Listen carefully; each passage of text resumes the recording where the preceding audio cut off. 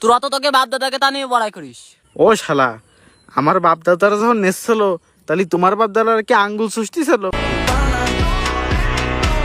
এত যে বড়াই করিস, একটা কাবুকে তুই নিজের সহিত নীতি দেখছিস? ও শালারা, তোরা কি তোকে বাপের বিয়ে নিজস্ব হয়ে দেখছিস?